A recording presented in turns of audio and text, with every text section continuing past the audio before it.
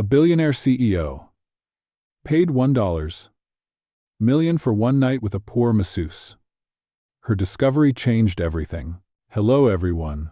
Before we begin today's story, I have a small favor to ask. Please hit subscribe and turn on the notification bell so you never miss our channel's new videos. It is quick, free, and the best way to support us in bringing you more dramatic stories. Your support truly means the world to us.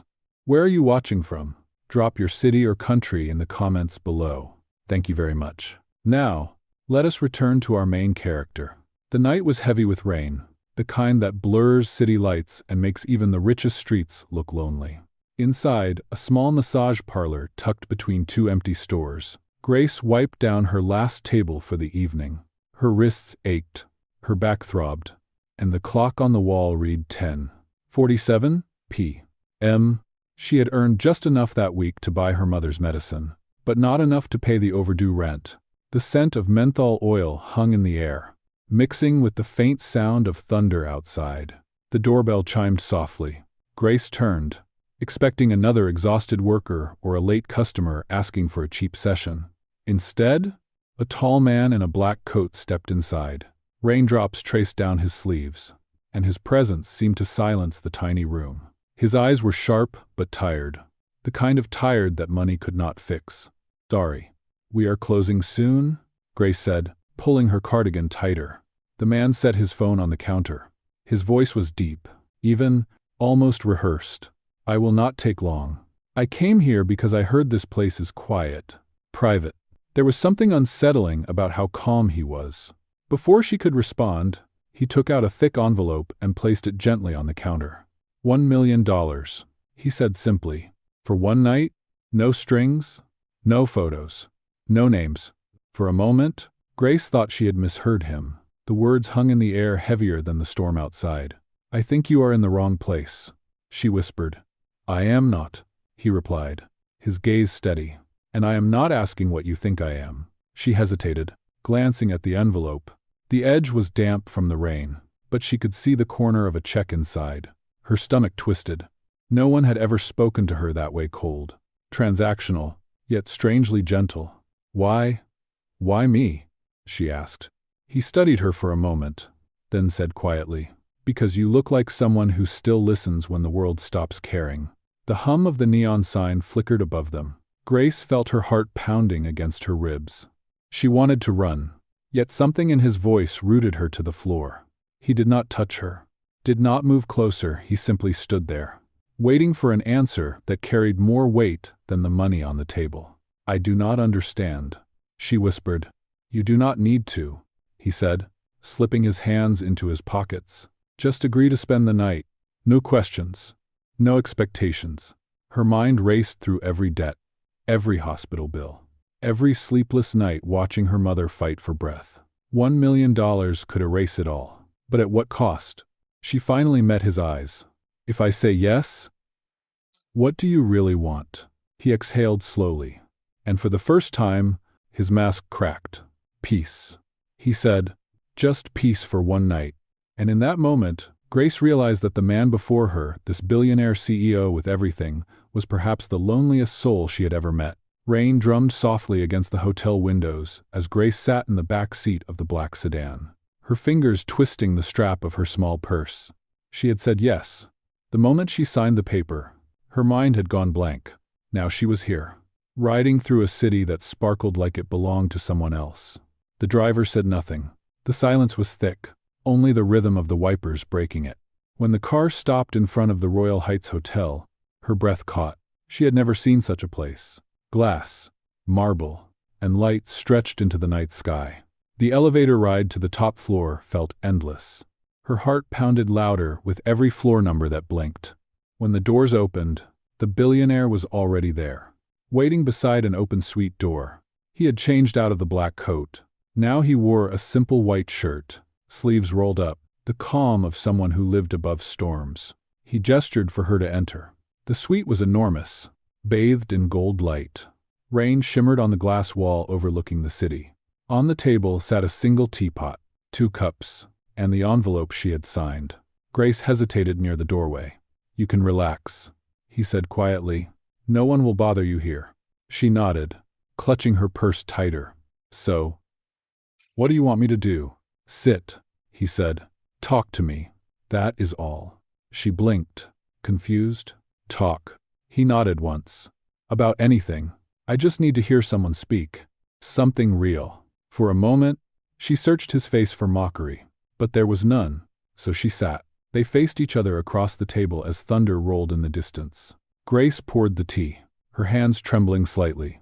I work 12 hours a day, she began, unsure why she was even speaking. Sometimes more. People come in tired, angry, and they take it out on us. But I smile anyway because I need the tips. My mother is sick. The medicine is expensive. He listened without interruption, his eyes never leaving her face. Do you ever rest? He asked softly. She gave a small, tired laugh. Rest does not pay rent. He smiled faintly. It was the first genuine expression she had seen from him. You remind me of someone, he murmured. Who? My wife? He said, his tone almost a whisper. She worked in a hospital, always helping others. She died 2 years ago. Since then, every night has been quiet. Too quiet. Grace froze. The revelation hit her harder than she expected. The $1 million. The strange offer. The silence. It all made sense now. I am sorry, she said gently. He shook his head. Do not be. I just wanted to remember what kindness sounded like. Tonight is not about buying company. It is about trying to feel human again. The words hung in the warm air between them. She looked down at her tea, unsure what to say. For a long moment, neither spoke. The city lights flickered below, reflections dancing across the table. Finally, he stood, walked toward the window, and said, You can leave if you wish. The money is yours either way. Grace hesitated, then rose slowly. If all you need is someone to talk to, she said softly, then I will stay until morning. He turned to her, too surprise flickering in his eyes. Why? Because loneliness should not cost $1 million, she said. Something shifted in his expression, a quiet relief, almost gratitude. He nodded. Outside, the storm began to fade. Inside that golden room, two strangers sat across from each other, no longer bound by a contract, but by something far more fragile and real. Understanding. The morning light crept slowly through the tall glass windows, brushing the edges of the suite in pale gold. Grace blinked against the brightness. She had fallen asleep on the couch, her head resting on her folded arms. The room was quiet except for the faint hum of the city far below. For a moment, she forgot where she was. Then she saw the folded note on the table beside the untouched teacups. Her breath caught as she read the single line written in neat, steady handwriting. Thank you for giving me peace. The check for $1 million was still there, pressed beneath the note. She stood frozen, unsure whether to feel relief or shame. The night had been nothing like what she expected. No promises, no touch, just words and silence that felt heavier than any embrace.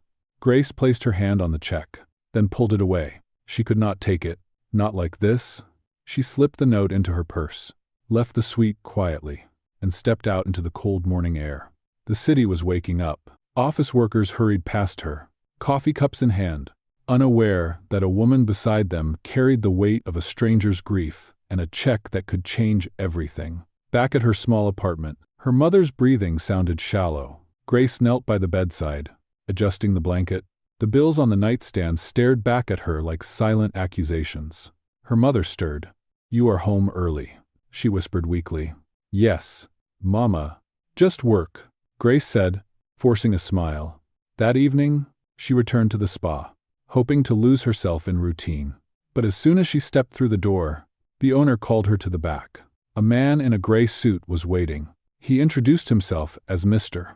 Harris, the assistant to Mr. Ethan. My employer asked me to deliver this, he said, handing her a sealed envelope.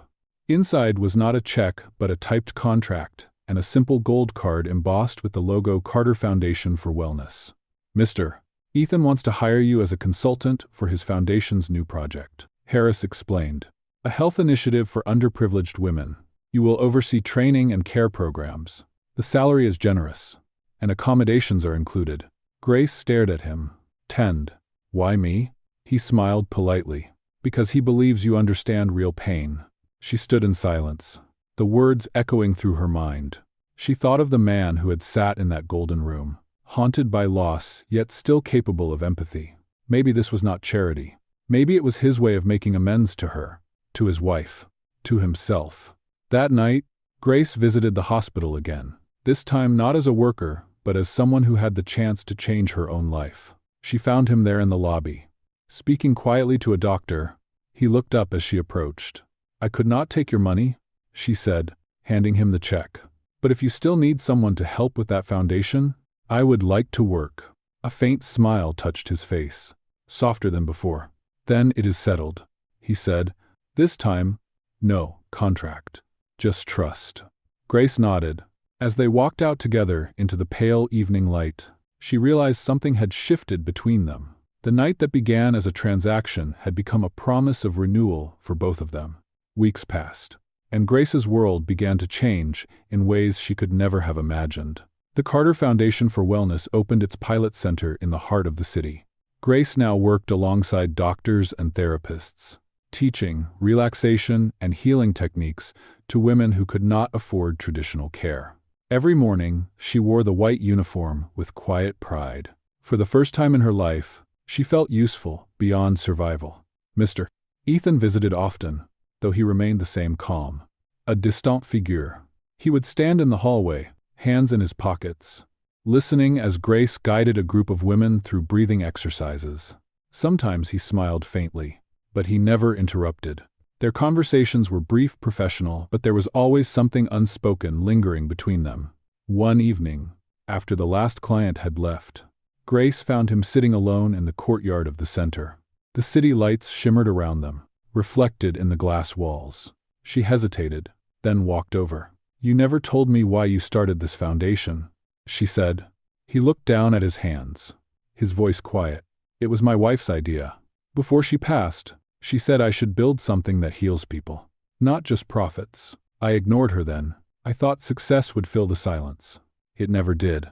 Grace listened in silence. The weight of his words felt familiar, like the heaviness she carried for years caring for her mother. "Sometimes," she said softly, "we need someone else to remind us how to live again." He glanced at her, and their eyes met for a brief, un fragile moment. Then his phone rang, breaking the quiet. He excused himself, his tone shifting back to business. That night, Grace stayed late to clean up. When she stepped outside, rain had started again. She opened her small umbrella and began walking toward the bus stop. But as she turned the corner, a black car stopped beside her. The window rolled down. It was him. "Get in," he said. "It is not safe out here this late." She hesitated. "You do not have to drive me home." "I know," he said. "But I want to." Inside the car, the silence was different this time, warmer. He drove slowly through the quiet streets. The glow from the dashboard cast soft shadows across his face. "Do you ever regret that night?" he asked suddenly. Grace looked out the window. "No, it changed my life." He nodded, gripping the steering wheel a little tighter. "It changed mine too." They arrived at her building, an old apartment with flickering lights.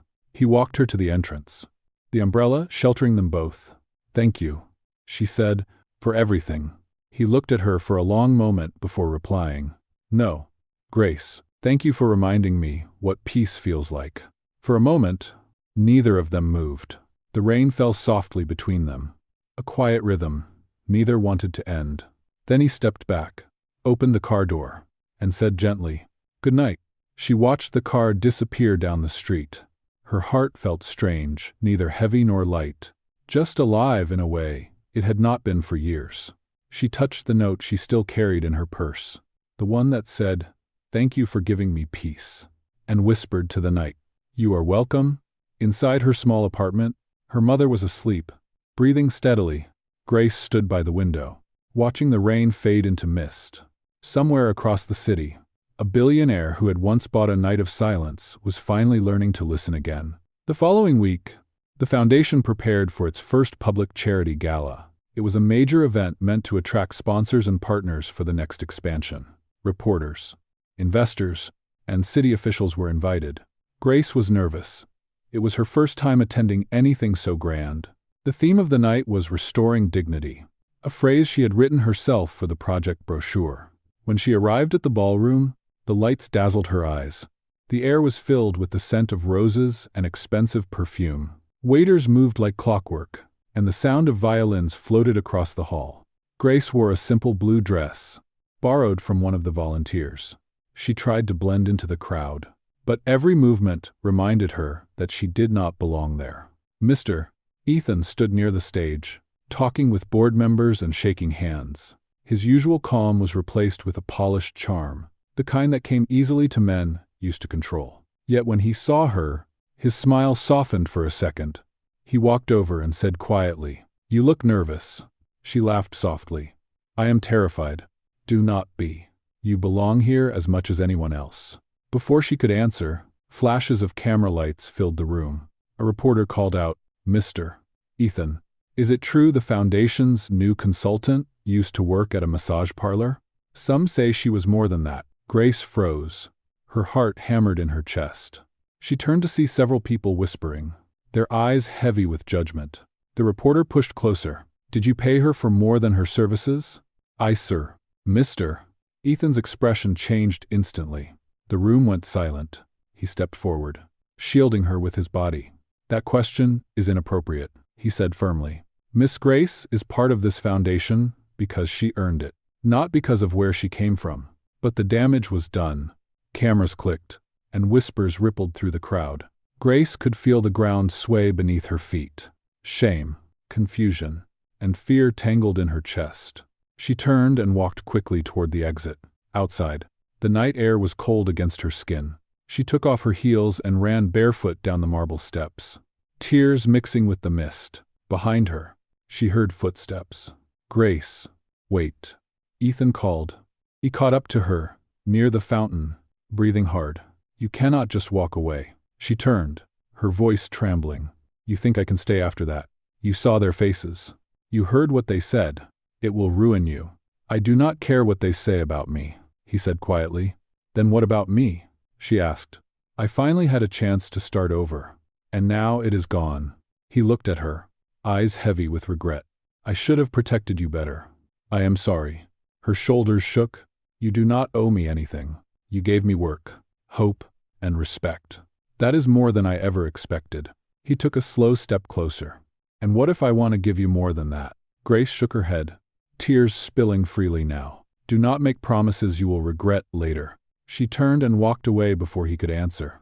The fountain lights reflected off the water, painting ripples of silver on the pavement. Ethan stood there, alone in the quiet night, realizing that for the first time since his wife's death, he was afraid of losing someone who had never wanted his money, only his truth. The morning after the gala was gray and heavy. News headlines had already spread across every platform. Billionaire's mysterious companion exposed and scandal at the Carter Foundation. Grace's picture, taken in that blue dress, was everywhere. She read the articles on an old phone, her hands trembling. Every sentence twisted her stomach tighter. By noon, she packed her small bag and left the apartment she had worked so hard to afford. Her mother watched her go, confused and frightened, but Grace could not bear to explain. At the same time, Mr. Ethan sat alone in his office at the foundation headquarters. His assistant stood by the door, holding a folder. "The board is demanding a statement." "1," he said carefully. "Investors are threatening to withdraw." "Mr. Ethan rubbed his temples. "I know." His voice was flat, drained. "Prepare a press conference for tomorrow. I will handle it myself." That evening, the city lights looked colder than usual. Grace walked through the quiet streets toward the hospital, hoping to find some peace beside her mother's bed. But as she approached the ward, 2 security officers stopped her. "Miss, we were told your treatment account has been suspended. You need to speak to administration." Her breath caught. "Suspended?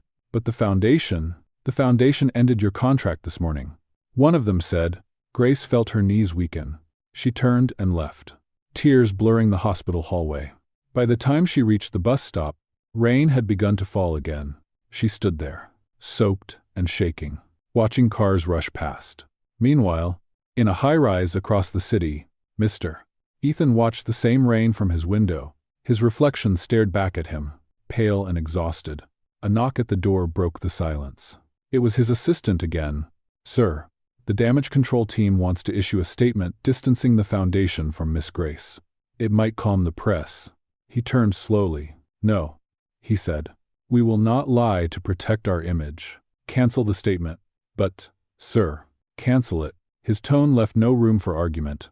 The next morning, he stood before a sea of cameras at the press conference. His tie was perfect, his posture steady, but his eyes carried the weight of a sleepless night. Reporters shouted questions before he even spoke. He raised a hand for silence. "There has been much speculation about my relationship with Miss Grace," he said firmly. "Let me be clear. She is not a scandal. She is the heart of what this foundation stands for: dignity, compassion, and second chances." The room buzzed with murmurs. One reporter called out, "Are you admitting to a personal relationship?" He met their gaze. "I am admitting to respect," he said, "and to failure for not protecting someone who deserved better." The statement spread across the internet within hours. Some called it reckless. Others called it brave. Grace saw the clip replayed on a small television at a cafe where she had taken shelter.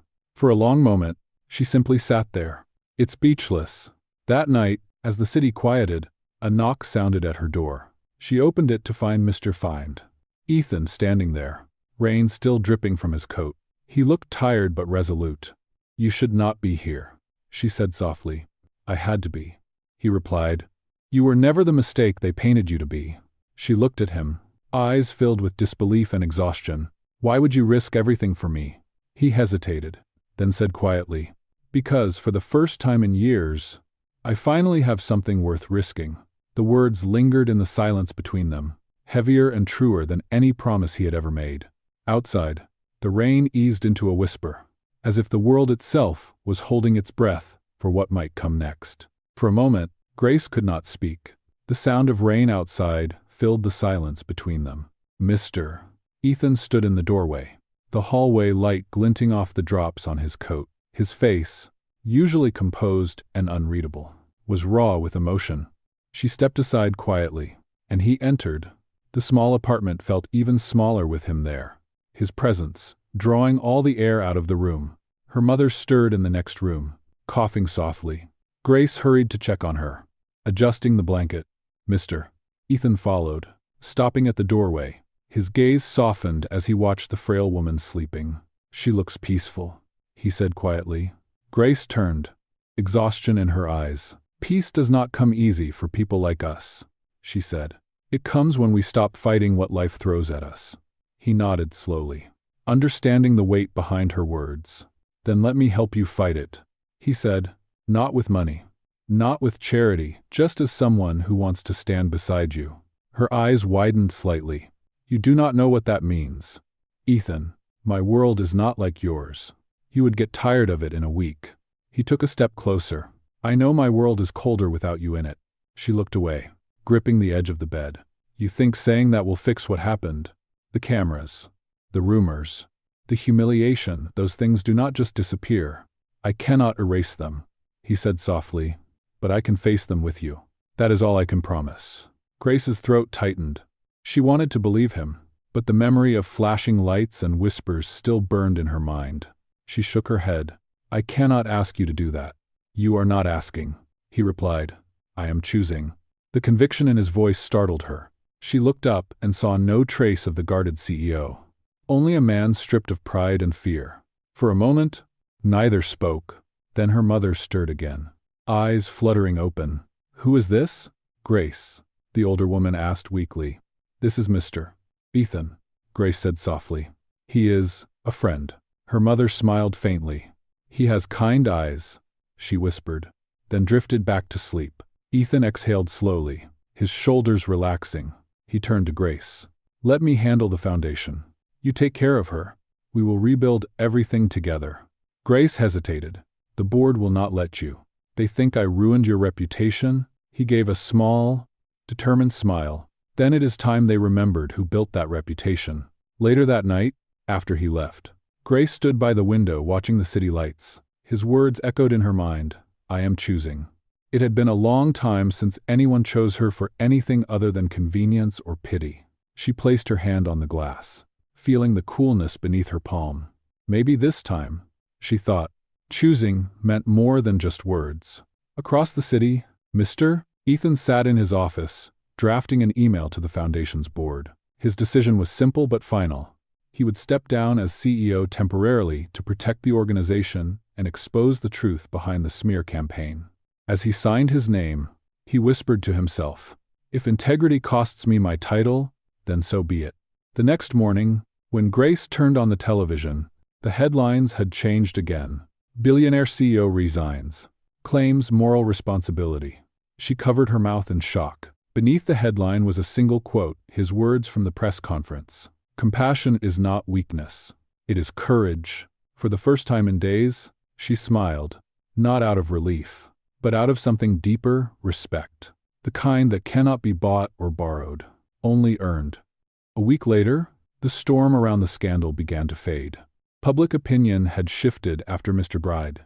Ethan's resignation, people admired his honesty, and donations to the foundation even increased. But none of that mattered to him. For the first time in years, he spent his mornings walking in the city instead of sitting behind tinted glass. Without the title of CEO, he felt oddly free, and yet, something inside him remained restless. He had not seen Grace since the night he visited her apartment. She had stopped answering his messages, choosing instead to focus on her mother and the women at the wellness center. Every evening, she returned home, exhausted but at peace. She had thought that distance would make things easier, but the silence between them grew heavier with every passing day. One afternoon, while she was finishing a class at the center, a courier arrived with a small envelope. Inside was a handwritten note and a folded letter. The first line made her heart stop. "You once told me that loneliness should not cost $1 million. I finally understand what you meant." The letter invited her to an event scheduled for that weekend. The reopening of the Carter Foundation under a new name, the Serenity Project. It was signed simply, Ethan. Grace stood there, unsure whether to go. But that night, as her mother smiled faintly and whispered, "You should see him, my dear," she realized that, sometimes, healing required facing what scared her most. The next evening, she arrived at the event. It was held in the same ballroom where everything had fallen apart weeks before. This time, though, the tone was different.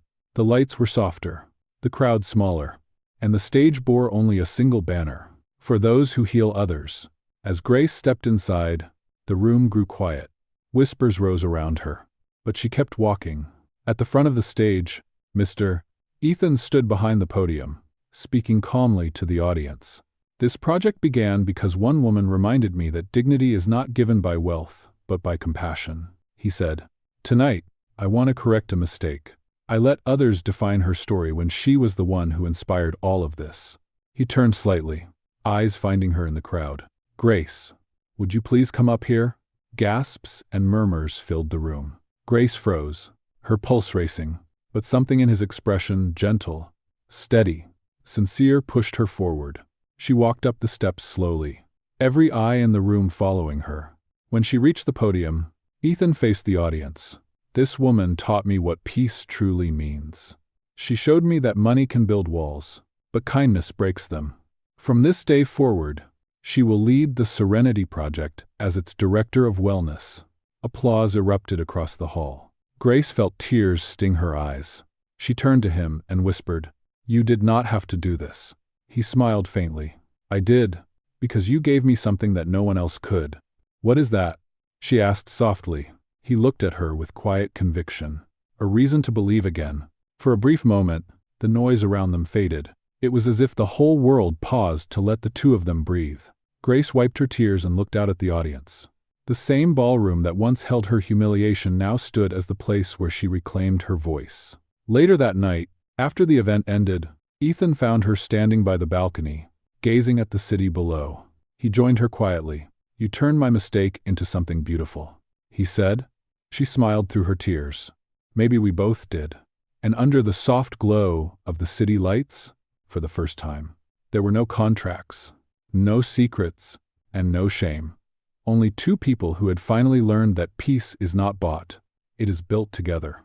The following morning, sunlight spilled through the windows of the foundation's new office.